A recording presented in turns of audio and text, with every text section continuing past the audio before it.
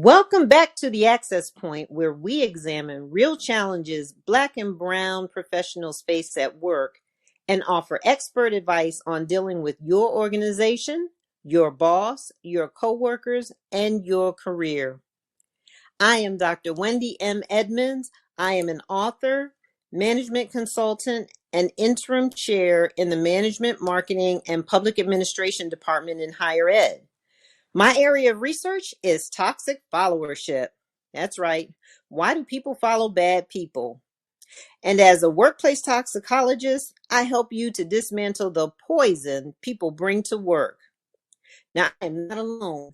I have a wonderful co-host, Dr. Lonnie Morris. Dr. Lonnie, come on now.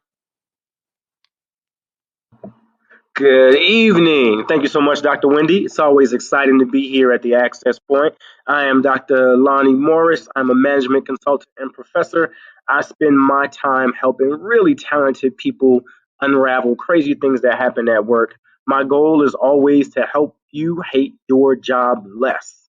So I love when we get to have these conversations. I want to make sure before we get started, everyone remembers to check out the Access Point on Flipboard. You can go to flipboard.com/at the access point for all the links to the articles and studies and anything we reference in this conversation and any of our previous ones. That's right. You all know we keep it real. And so for that reason, we have a famous disclaimer for you. The thoughts and views expressed in tonight's discussion do not reflect the views of any organization with which the hosts or guests may be affiliated. In other words, I said what I said, but you can't hold me to that. Tonight's conversation is about something I think is so important, and we're really unpacking workplace communication, but specifically related to manipulation in the workplace. And we have such an incredible guest to help us navigate this conversation. Our guest today is Deborah Owens, the founder and CEO of Corporate Alley Cat, where they provide people of color with the tools and strategies to navigate corporate spaces. She is a seasoned executive and change agent with more than 20 years work in Fortune 100 business organizations. She has had a front row seat to the unique experiences and challenges faced by people of color across many workplace environments. She is director of training and a sales leader. She has developed and implemented strategies to close performance gaps, maximize performance, and exceed business objectives. He has led the conception, design, implementation of franchise and enterprise-wide initiatives, including leadership development, talent management, sales, marketing training, and employee development with various companies, including a long-time stint at Johnson & Johnson, with Merck, and with Honeywell. She's received multiple awards and recognition for organizational impact and driving outstanding results. Deborah's partnership with senior executives as a diversity and inclusion advocate, her role as the chair of the African American Employee Resource Group, and her personal experiences inspires this work. She is a proud Howard University Bison, where she earned her bachelor's degree in economics. Deborah, welcome to the Access Point. Thank you so much for having me. I'm really excited to be here and can't wait to jump into the conversation. Well, let's jump right in. Let's start here. We frame this conversation around communication with a particular focus on manipulation. I want to make sure people are clear what we're talking about here. When we start to talk about people being manipulated at work, what is it that we're discussing? When people are being manipulated at work, can I twist my answer a little bit on this? You can twist whatever you like. You are the expert. All right. So I think manipulation is a tricky word. I will say this from my experience. It's easy to feel manipulated when you don't understand the environment in which you work. When you don't have information, when you don't ask for help, many things can make you feel like you've been manipulated. Now, is there real manipulation? Yes. So some of the things that come to my mind, I had a colleague, and we used to have this term called "don't get futured." And we think that's very specific to Black and brown professionals, because they kind of say to you, Dr. Lonnie, you're doing a great job. You want to go to the next level. You want to do leadership. Okay, just keep doing what you're doing. No timeline, no specifics, no. That to me is a form of manipulation, right? Yes. There are many other scenarios where people can feel manipulated. But at the Corporate Alley Cat, what we want to do is to focus on those situations, but give you strategies to address them. Because what I find is what happens is when you have been manipulated, or you feel like you've been manipulated, you still have options. You don't have to just stay there and feel like somebody has done something to you, right? Yeah. You always have options, and there's always a way to address it. And by the way, I'm just gonna put this out there for everyone. I believe escalation is your friend, and I'll just leave it at that, and we can come back to it later. Talk about it. Escalation is your friend. Dr. Wendy, you got any thoughts on that? I do.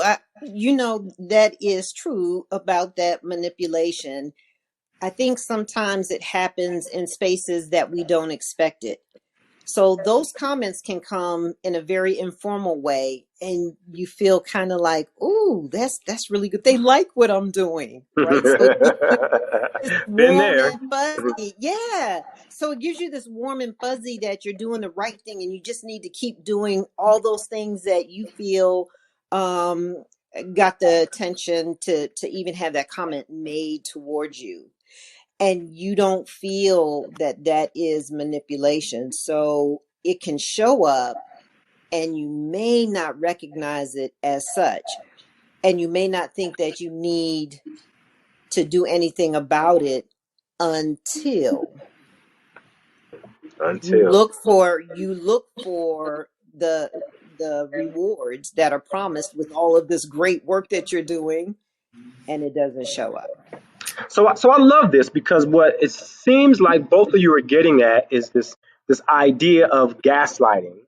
And I want to focus on this terminology because the word gaslighting was actually selected in the Merriam-Webster dictionary as the 2022 word of the year. And I used to hear it all the time, but I didn't really know what it meant, right?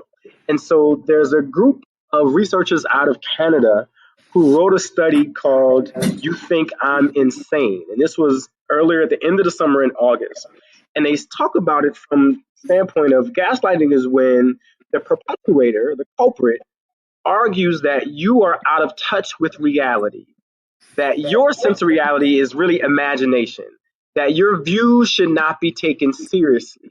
And in this environment, you as the employee will become increasingly dependent upon that person that is gaslighting you, because their sense of reality seems more prominent because they've made you think that yours is not, right? You're relying on their opinion. Your sense of agency sort of decreases.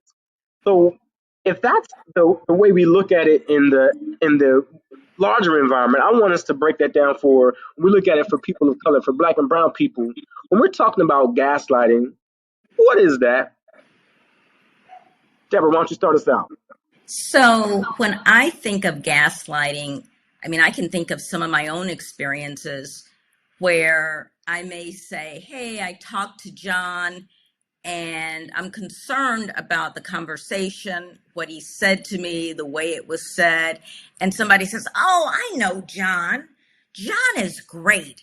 John would not, not John. You know how He's John's wonderful. John.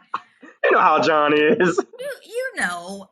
And so people will lead you to believe that, and I think Black folks are very sensitive to this, right? Because they've kind of done what I call the Jedi mind trick on us. So we're like, well, I don't want to seem like I was upset just because John said something crazy, sexist or racist. I don't want to seem like the upset person. I don't want to seem angry.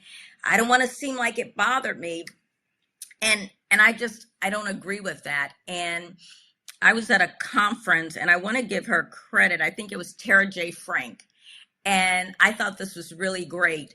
And she said one of the ways that you can handle gaslighting is when you're telling someone in corporate or in the workplace about your experience, you say, the way I experienced it. So now you don't, Yeah. you can't gaslight me because you can't tell me about my experience. Come on. Only I can tell you about my experience. I've actually used that in my personal life as well, right? So it's a great statement because what you're saying is, let me share with you how I experienced it. And I know how I feel. And that is not going to change based on your relationship to John. So I think that's a great phrase to use in the workplace because it removes a lot of that. Well, I don't think you may have heard him wrong. No, I experienced. This is what I experienced. So I think that's a great phrase. I love a great that. framing. I love that. Dr. Wendy, your thoughts? I love that too. And as a matter of fact, it has to be practiced because when you encounter those situations, you instantly feel as though you have to defend what you have experienced. So it's going to take practice to get in the habit of doing that because so often we encounter the responses that perhaps you didn't hear that, was it in the morning? Had he had his cup of coffee yet? Right. And make excuses for that behavior. So I love that. And I do think that we need to get in the habit of starting our sentences off with, this is how I experienced it. And something else, Dr. Lonnie, I wanted to say, because we're talking about manipulation and gaslighting. Mm-hmm. Those definitely happen in corporate and in the workplace. And some people feel like they're always experiencing that. But I think something that can mitigate that experience is clarity. Clarity is king, right? And so what I found in my experience that people, first of all, we know when something doesn't feel right. I don't need to understand how you manipulated me. I know what I feel, and something doesn't feel right. So I did this little very informal survey about people who had experiences in the workplace. And I said, when did you know something was off? And people have said things like, my first conversation with my manager. I knew the way that person looked at me. I had that vibe. So we know. What I find is that we disregard our knowing. Don't do it. Don't do it. Wow. You feel that way for a reason. Now, do you have to address everything you feel? No, but you can take note of it. And if you're seeing a pattern, or, I think we all have that person in the workplace where you're like, I just got this email. I'm about to forward it to you before I respond because I want to make sure that I'm not. I know she didn't just say. And I'm not reading too much into this before I send my response, right? Doesn't everybody have a couple people like that? Absolutely. Couple times a day. We don't want the email to look like it has smoke. Couple times a day. Let me get up on this computer and walk away for a minute. So I think if we go into and respond in those situations with clarity, it makes things a lot easier. And this is what I've learned in the years that I've had the Corporate Alley Cat, along with my corporate experience, is that Black people work too hard. We are twisting ourselves into knots, trying to respond the way we want to, but in a way that's acceptable to other people without them thinking we're angry or we're upset. And I say to people sometimes, well, why wouldn't you be upset if you didn't get your bonus? Like, that wouldn't be normal, right? You can bring your emotions to work. It is fine, I believe, to be upset at stuff that happens at work, to be concerned about it, to get angry. Now, we don't want violence or anything like that, but I don't think that we always have to act like everything is okay. Exactly. I think that is not helping us. I think that is hurting us. And there are Exactly. ways to do that, right? Like, I'm really concerned about this process. I'm really disturbed. And I'd like to get some clarity on the process, right? So what I would say is, if you feel like you're in a situation where you've been manipulated or gaslighting, what do you need to know to feel better? Start asking those questions. And don't worry about if the other person's going to be uncomfortable. Mm-hmm. I love that. Because we're all big boys and girls in the workplace. I love that. Right? And even if they aren't, we still need to. And even if there aren't, I always tell people they'll be fine by the end of the day. That's right.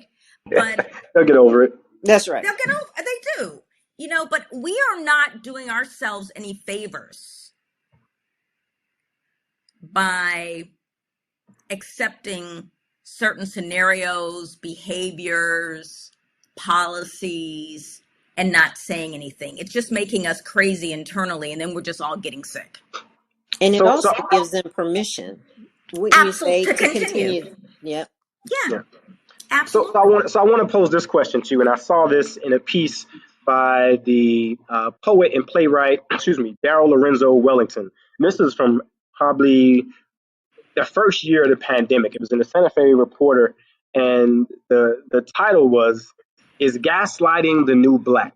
Right? But I want to follow that with something, because the Word in Black site has been doing some work and really recap, I think, a really important address that the president of California State University, Sacramento, gave, Dr. J. Luke Wood. And he says, it's not just gaslighting, but sometimes it's also race lighting, right? So it's manipulation that's based on race issues, and they're intended to cause you to second guess your own experiences, your judgment, your memories, and ultimately your own humanity. So if it's not just gaslighting and it's also race lighting, is this something where it is intentional towards us? Dr. Wendy, why don't you start us off? I would say that race lighting would be intentional, because it's done so to get a certain type of response. And when we even hear the term race lighting, I mean, I was stunned at the term, but not the definition. So when this type of manipulation shows up, it means that we have to be prepared with the right language to even know what has just happened to us. A lot of times these things happen and it catches us off guard because we are expecting a different response in the workplace. When we walk in, we have ideas as to what we want to do, to work hard, to be rewarded. That's no different than the next person at work. And so when race lighting takes place, we are caught off guard. I agree with you when you say that it's okay for us to be angry. We need to have those expressions and feel free to express the fact that what you're doing, we don't care for. And it is okay to call it out by name, whether or not they like it or appreciate it. That is your experience. And just like sometimes we have to look up the definition of terms to understand what is happening to us, it's okay to let them know we know the deal. Yeah. You know what? I was just thinking, can race lighting be the same as coded language, or can they be cousins? Can they be cousins? So they can be cousins. Okay, because that's what I think about when I think about race lighting. I think of some of that messaging. Let me just say that could be intentional or not be intentional, but has the same impact. And I think of terms like that person isn't strategic enough, or are they analytical, or, there's something about them. Or they may say to you,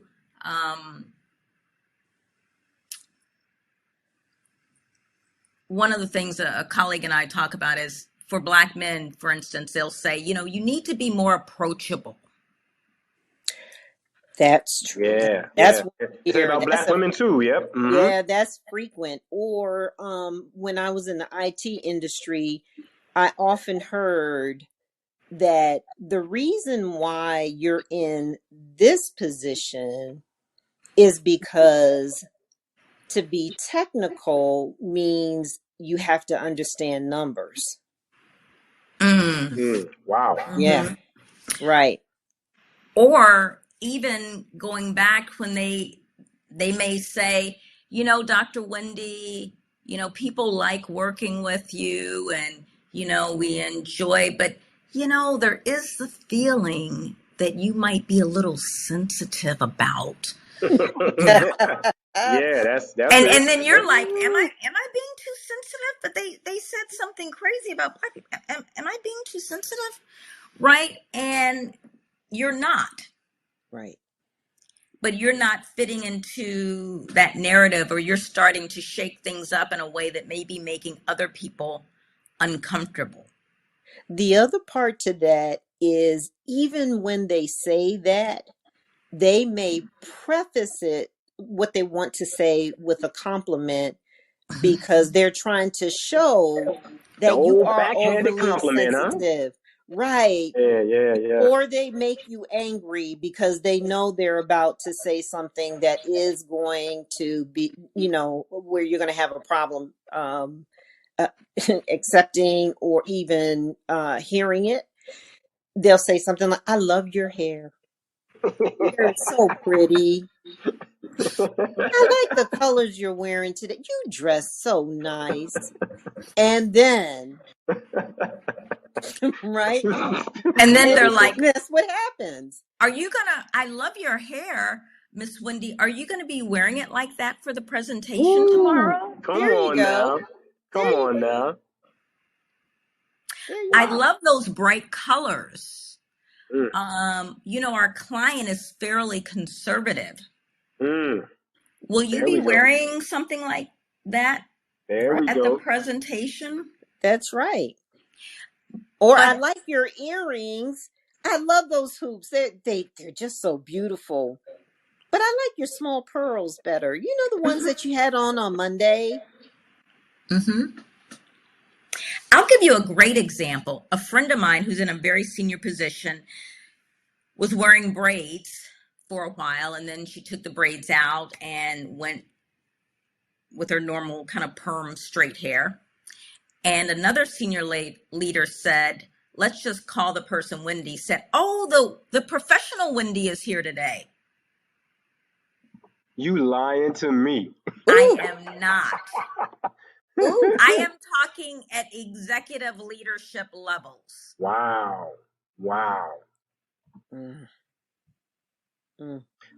Oh, so Lonnie, I have a great example. I had someone who had come to me because, from this person's perspective, out of the blue, their manager said they had a pattern of poor performance and sent them a couple of emails with all of these things that they weren't doing. And by the way, none of them were objective. They were subjective. And he was like, I don't know what's going on. This just came out of the blue. And so what we did was we crafted an email that we sent to the manager. And so this is a part where I think you talk about, how do you actually address these situations? Yeah.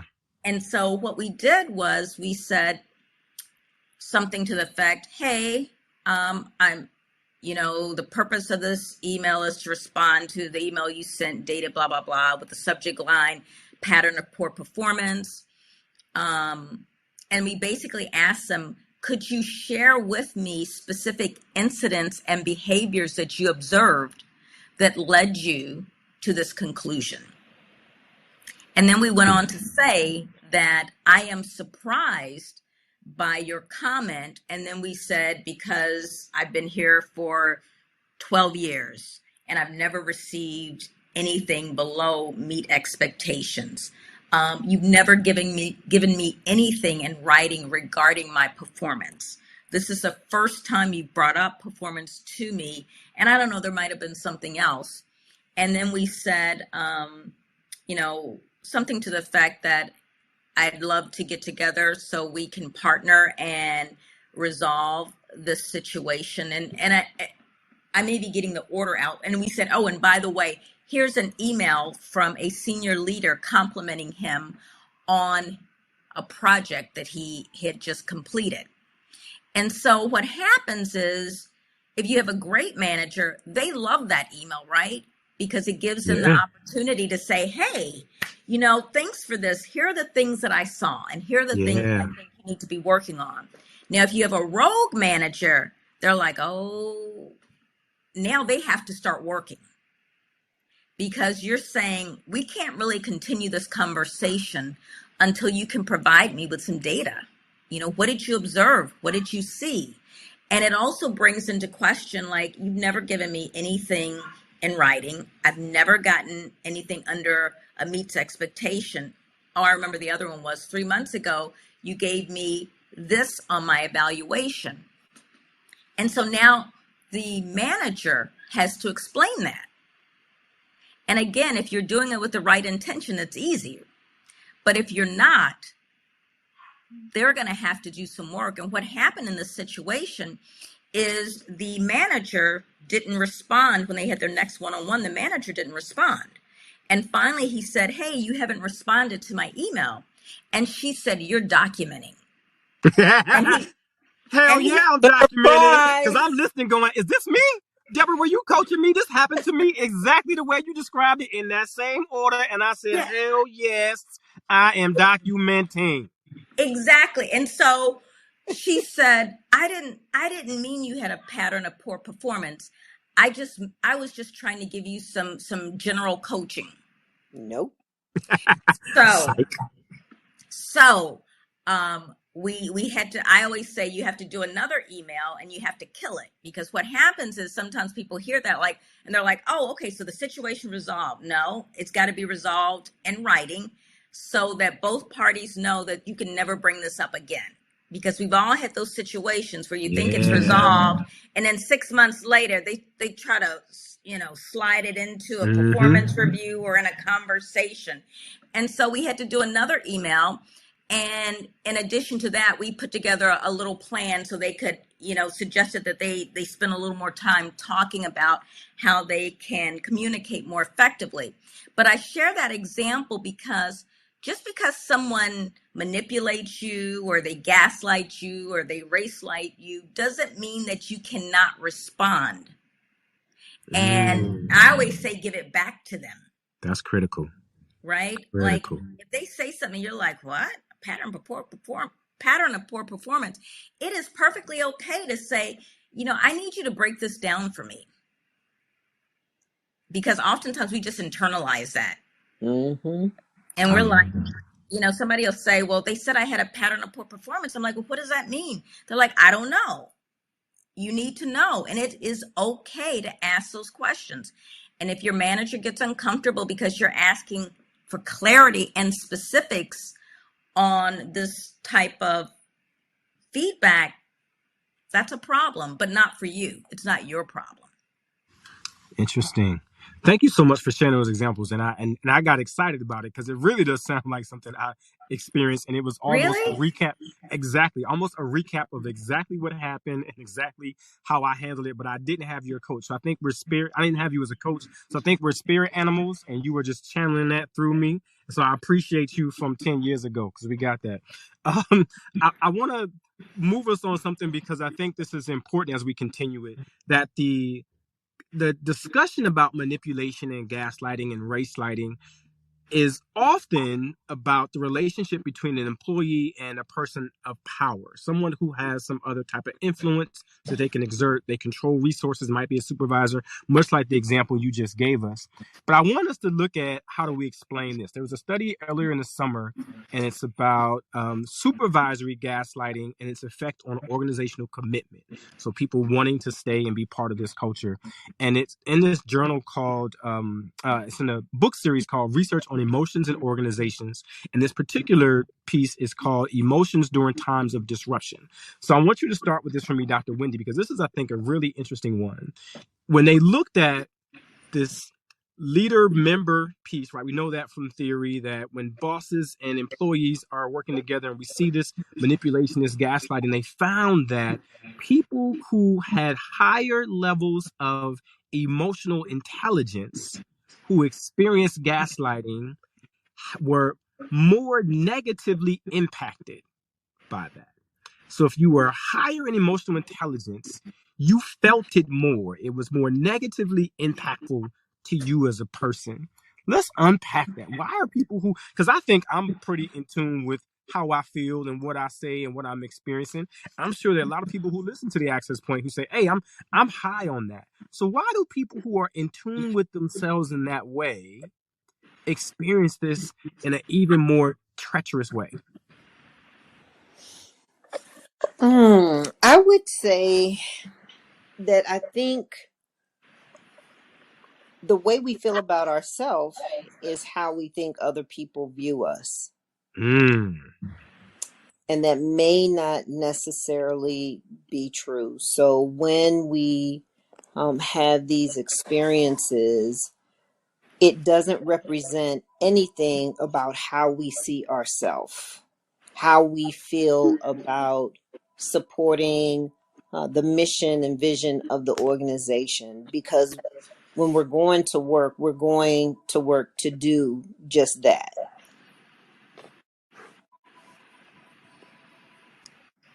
I love that. And I'm quiet because I'm thinking about, man, that makes so much sense. You are so brilliant. Because I'm trying to figure that out. Like, why is that? Because I think I am very strongly opinionated, very in tune with who I am and how I show up and how I represent. And I was going, well, why would this impact me so much? Deborah, what's your thought? I was really thinking about that too. And so I want to make sure that I understand. So people who have a higher emotional IQ are more negatively impacted by gaslighting. Is that correct? Yes. Mm-hmm. Okay. Yep. EQ, right? EQ, yes. Yep. Mm-hmm. So I actually had a situation, but don't we all think we are our emotional EQ or is at a high level? So I don't know where I am. I know where I think I am or where I would want to be. I don't know if I'm really there or not. But I remember I had a boss, and this was during a discrimination situation, and they started copying people on emails inappropriately. Oh, wow. And that really bothered me because I believe I am a person of integrity and that I was a team player and all of the things that you should be. And it felt like this was an attack on my character. And for me, that bothered me. And that was totally unacceptable to me. And it felt like it just crossed a line. And that was the scenario. Because it bothered me so much, I ended up sending an email to the president of the company. Wow. Hey, wow. I got a CC for you. I love this. Go ahead. I love it. I'm sorry. Go ahead. No, go ahead. Do you want to know what the email said or what? No. I was just applauding sending it. Like, hey, that's what we do. Somebody else got to get involved. Dr. Wendy, you were going to add to that. I think about myself as a young professional when that happened, where you do second guess and think about, did I deserve this? Are they setting me up? But I think as I grew into my career, because corporate America is a beast, right? So it's one of the beasts. Let me put it that Mhm. way. But what I will say is that during that time, I also learned that people CCing others on an email isn't necessarily representative of them disapproving of what you represent, what you do, as much as it could be a sense of insecurity within themselves that this is their mechanism to protect themselves, right? To try to Yeah. build a Yep, case. I see You that. don't always see that though. Yes. You don't see that because again, we deliberately, intentionally come to work hard. We just come to Yes. do our thing. Yes. And I can tell you, Dr. Wendy, in my situation, this person was actually trying to reprimand me on something that wasn't reprimandable, and they copied someone on my See, team and someone who was outside of the organization see, that I was partnering with, and that just crossed the line on so many different levels. And I think that when you put a lot of energy, or that your core values are based on how you show up and how you treat people, I think when someone does that to you in a way that feels like it just, for me, it was just crossed my core values. It would just went against everything that even if I didn't want to say something, I felt compelled to.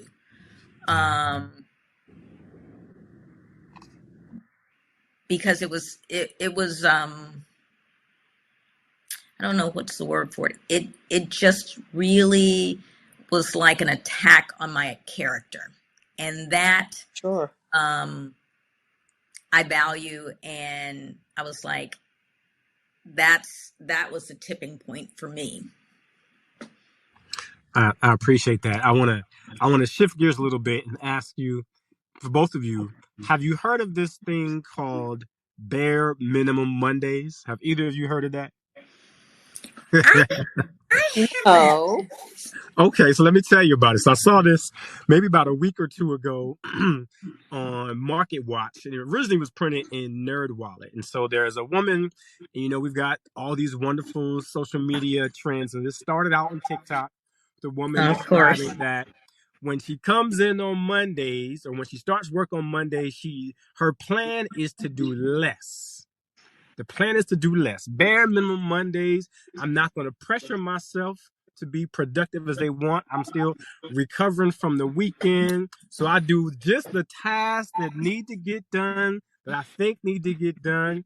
And when I'm done with the bare minimum, I can focus on other things of my choice. So if I want to move things around in my office or take some me time, and that this is being encouraged, right? This idea of bare minimum Mondays is being encouraged as a way to promote mental health and productivity in the workplace. Now, I'm going to tell you, it sounds amazing, but when I read it, I was like, oh, that's not for us. The first thing I thought was, oh, pretty bare minimum much, Mondays is not for us. So pretty is much.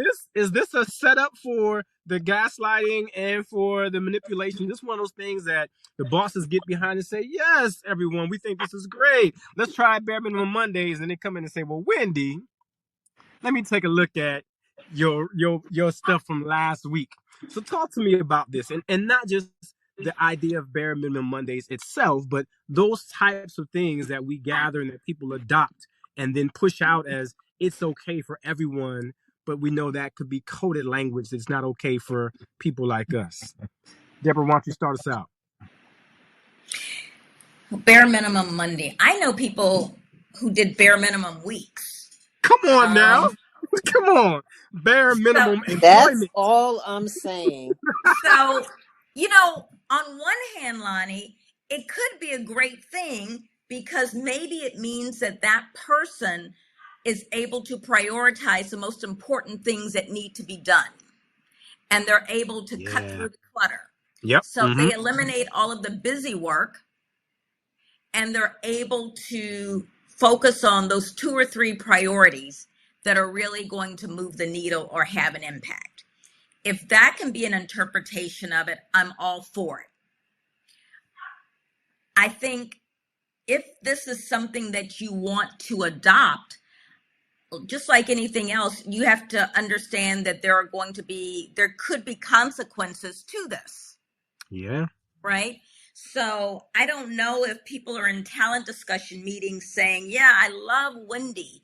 I love that she implemented that bare minimum Monday. And on Monday, she comes in and, she just, sets the tone so she's not stressed out for the rest of the week.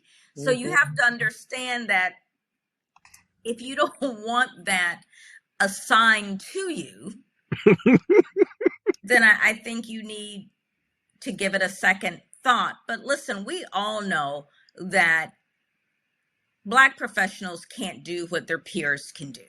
That's The right. level of That's right. scrutiny that we are under, because by the time they got finished with us, they wouldn't call it bare minimum Monday. They'd be like, Wendy got here, she came, she ate lunch, and she left. And that would be the That's the story. That's the story. And then 3 years from now, Wendy's going up for her director or VP role, and they're going to like, but do you remember that time where she just would come into work, and she really wouldn't work. She would just come in, That's right. move some papers around, That's right. have lunch, talk to her friends, and then she left. And I just don't know if I can get past that. And forget about the wellness piece of it, right? Yeah. See, it'll pop up differently for us. Yeah. Yeah. I don't think I would even participate in a Bare Mondays.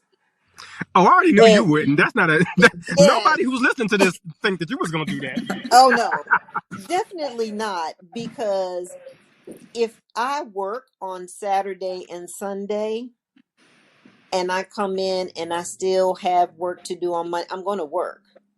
My bare minimum Monday may really come on Wednesday or Thursday, but because it isn't the appropriated day, then I'm looked upon as not getting the work done. So right? and let's add to that, right? Because the way we work, and Deborah, you said it earlier, we work hard. I know that my bare minimum Monday might still outdo 80% of my coworkers. That's right. Right? Because the level at which they start is different. We come in differently. We work differently. We plan differently. We communicate differently. So, and even though my performance may be above and beyond theirs, and I dial it back to the bare minimum Monday level, which might still be above theirs, what they recognize is we're not contributing in the way you used to. That's right. You're not as productive as you were before. It's framed that way, yes. And I think the other part of that too, when we talk about like a bare minimum Monday, or because we've all been in the workplace, and I did say that I think Black professionals in particular are just working way too hard. And the reason I say that is because we see people that we may work with, and maybe they have bare minimum weeks, right? So while we're at our desk, and they do, Dr. Wendy. And so while we are at, in our office or in our cubicle with our heads down, just grinding, they are walking around, they are meeting people, they are talking to people, they're letting people know the value that they bring. Yeah. They are letting people know more about who they are as a person. They're sharing what their ambitions are. They're asking other people if they can be of support or they can partner with them.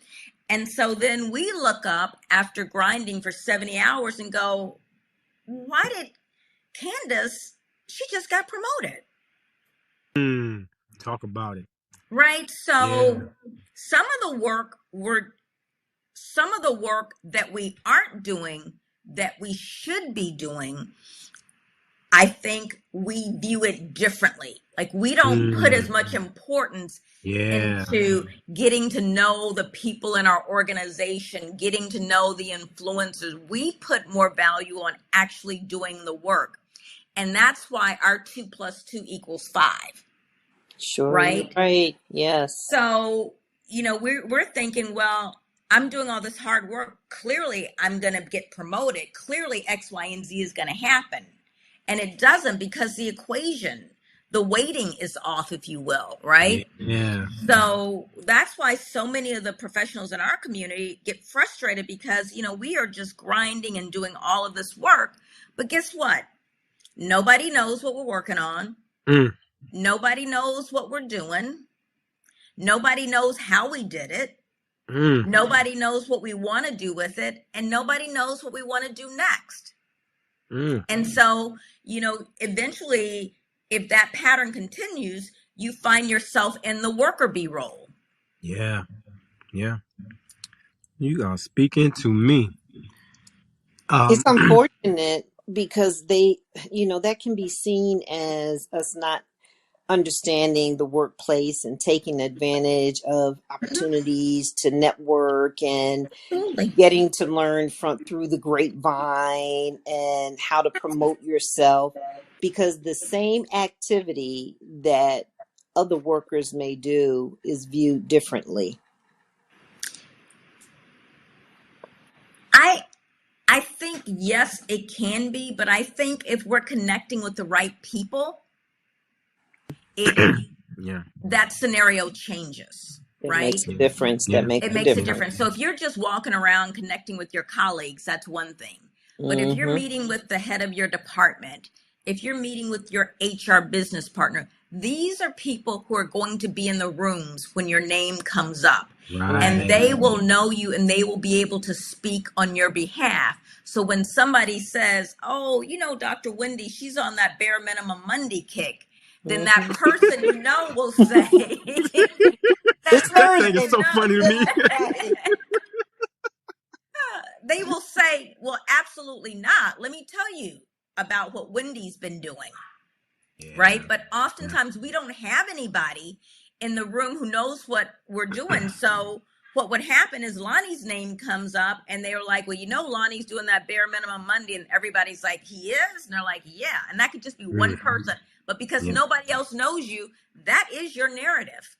Yeah. Lonnie, bare minimum Monday. That's right. Man, that's not even a good trending topic anymore. Let's try this, right? Because we've talked a lot about people who are experiencing it, but we haven't talked about if you are the person who is impacting people in this way. So I saw something late in the summer from Mind, Body, and Green. I actually really like this site. It's about mental health at work and lots of other things related to that. And it says, and its title is called, Are You a Manipulator? And it lists the behaviors to watch out for in yourself. So I'm going to read a few of them to you. It says, if you go through great lengths to get your way, if you have a hard time directly voicing your needs, if you project onto others and disguise it as I have trust issues, if you make people feel guilty, if you don't keep your promises, if you do nice things in a very transactional way, so you do it and you do nice things with expectations, if you are overly persuasive. So my question to you both, Dr. Wendy and to Deborah, fill in this blank. You might be a gaslighter and manipulator if... What else do we need to look out for? What do we want people to look out for themselves? You might be a gaslighter or manipulator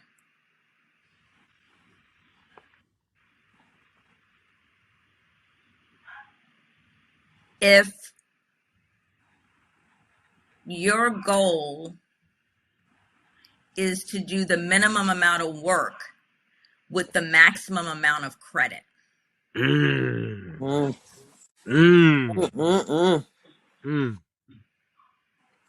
You might be a manipulator if the choice of words you use and your facial expression with the smile on your face don't agree. Wait, tell me more. Tell me When more. you are attempting to control by your tone of your voice, your choice of words, and the expression on your face. Wow. I get that. Mhm. I get that. Well, none of that is me. I'm glad. Y'all didn't hit that on. No, you didn't get me on that one. You got me everything else, but not that one. I think so much here to unpack, so much to unravel, and it just I'm always shocked by the things that come out of our conversations. And this one is, I think, I didn't even realize it was going to be it would resonate with me so strongly that I've been manipulated more times than I thought. And before I knew the term gaslighting, that there were gaslighters around me because so many of the things that we discussed, so many things that you brought up, Deborah, things you brought up, Dr. Wendy, sort of hit me. So I want us to reflect on the things we want people to do from what we discussed in this episode. So for employees, we want you to recognize that it is easy to feel manipulated when you don't have full information, that part of your goal is to get clarity, to ask questions, to put people on, to make people respond to you in ways that help you clarify what's going on. And that escalation is your friend. If there is an issue, you can raise it to the next level and the level after that. And as Deborah told us, she often sent letters to the president because somebody else needs to be involved to get us out of this. Recognize that there are signs of intentional manipulation and you are not losing your mind. So this idea of gaslighting, when you're questioning, was I wrong? Was he right? Did I really do that? Am I not? And that you are not alone in being in experiencing that, and that you understand yourself well. Don't let them trick you. Remember that you need to reframe these conversations when we confront people about this, is that the way I experienced it is, because no one can challenge what you experienced and how you feel and your emotions around that. Practice this, right? Get in the habit of confronting people and calling them on the carpet and letting them know that no, that is inappropriate. I'm not going to stand for that. I'm not going to let you continue to treat me that way, disregard me in that way. Excuse me. Don't disregard the vibe. The vibe check is really important. So when you got that first meeting and something doesn't feel right, and I've had a few of those, that you go with that. You may not need to act on it at the moment, but always keep that in the back of your mind that there's something here that is off. Question if you are working too hard. Deborah said, we are constantly trying to do the work and accommodate other people's ideas of how we should show up in that space. And it is exhausting, and you don't have to do it that way. Put the culprit to work. When they challenge your presence, they challenge your contributions. Ask them to document. What did you observe? That is disconnected from what you told me before. What you just offered is not aligned with what my performance evaluation says. This doesn't meet the standards of the award I just received 3 weeks ago. Remember that how you see you is not always how others see you. So sometimes this gaslighting and this manipulation is about them and about their insecurities that are being deflected. For leaders and managers and supervisors, I want you to think of this, and I love this. Are you futuring people? Are you giving them endless hope for something that will never happen, with no deadline, with no end in sight? We want you to trust people's instincts. When they tell you I felt this way, believe them. You can unpack it with them, but you can't disregard how someone feels about their experience. Define what it means to coach someone in a general way, because what we know is it doesn't start with the negative. It doesn't start with you didn't do X, or you, or we don't like the, we know never gonna stop talking about Batman on Mondays on this show. I can see that right now. It doesn't start there, right? There are other things involved with coaching people to success. Identify the worker bees. This is really important because the people who get stuck in the worker bee role, we want you to bring them into the fold. because they're missing out on opportunities. And it is your responsibility as a manager, as a supervisor, as a leader to get them out and to get them out of that loop and to get them off of that treadmill. They should be moving with intention in the organization. For groups and teams, we want you as a community to recognize the coded language and help each other unpack that and make sense of what that means and how we move together. We want you to call out backhanded compliments. We want you to do that in front of people, with people, so that people recognize that that behavior is not acceptable, and we won't support that type of manipulation. We want you to add, these are my words here. We want you to add an anger translator for whatever thing they bring up that is like their bare minimum Monday, right? What does that mean for us? So let's think about what they're saying. How do we apply it in a way that is positive, that we make sure we are accountable and responsible, and that we don't get caught up in the twists and smoke and mirrors and that. Support each other in the collective community and recognizing that the work is not always just the task. That the work is about building connections and networking and making sure that the people who raise your name in meetings are doing it in a way that supports your continued path to success. For organizations, we want you to give people permission to call things out by name. Thank you, Miss Ma'am. You're gaslighting me right now.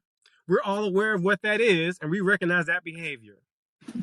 We want you to understand from an organizational perspective where the coded language rests in your workplace and get under how it's impacting your employees. We also want you to be very intentional about identifying where people's character is being attacked, because sometimes sometimes people are using other tactics that are considered giving feedback and coaching and your performance appraisal to attack you. We don't want that to happen. This is one that makes me laugh. Recognize what the CC means in your organization. When you have a culture and people are copying others that are within and on the outside of your organization, recognize if that is being used as a tool for manipulation, there is an issue with your culture you need to address. And again, this was going to always come up for us. Figure out where the smoke and mirrors lie in your bare minimum Monday programming, right? And it might not be bare minimum Monday for you. It might be something else that you've identified that we're going to adopt and we're going to implement across this organization, this unit, and this department. But in some ways, people are being ousted by that. People are being ostracized by that. We want you to get rid of that. So if people do not take heed to any of these lessons that we discussed today, Dr. Wendy and Deborah, what is the tax that they pay? What is the black and brown tax for not heeding this advice? Deborah, you start us out. I think the price that you pay is that we end up spending too much time in our roles because nobody knows us. We end up losing money because we are not progressing in our career. And I think we end up losing confidence in ourselves when we accept the narrative that others have created for us. Talk about it. Dr. Wendy. In the event that we don't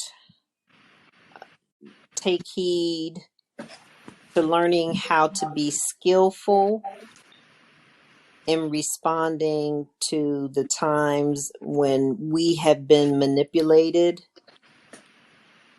we could find ourselves in places where the bare minimum Mondays that give the appearance that it's wellness day can hinder our ability to be successful in the organization. Appearance of wellness. I love that. And I think it's quite clear that if you aren't focusing on this with scrutiny around these behaviors, to recognize it, to identify it, and to resolve it, to confront people, that bare minimum Monday turns into tapped out Tuesday, and then work less on Wednesday, and then think thinking about doing something else Thursday, and forget about it Friday. You see what I'm saying? Like, there's a pattern that it creates, so that you Yeah. begin to disconnect with the entire thing, and what started as something that was an idea of wellness and support for people begins to trap you and fold in on top of you. Yeah. It is always a pleasure to have all of you listening with us here on the Access Point. Deborah, thank you so much for your expertise, for your insight, for your valuable examples. You have given us so much to chew on here. I know we've discussed a lot, so let's keep this conversation going. You can listen to the Access Point wherever you get your podcast. Like, share, comment, subscribe. If there's something that we shared tonight that resonated with you, if you've got a lingering question, there's an aha moment, you've got thoughts for the future, you can always hit us up using TAP Reflections. That's Tap Reflections, hashtag Tap Reflections across all of the various social media. And don't forget about Flipboard, flipboard.com/at the access point. Deborah, Owens, thank you so much for joining us. Dr. Wendy, it's always a pleasure. Everybody have a good night. All right. Good night. Good night.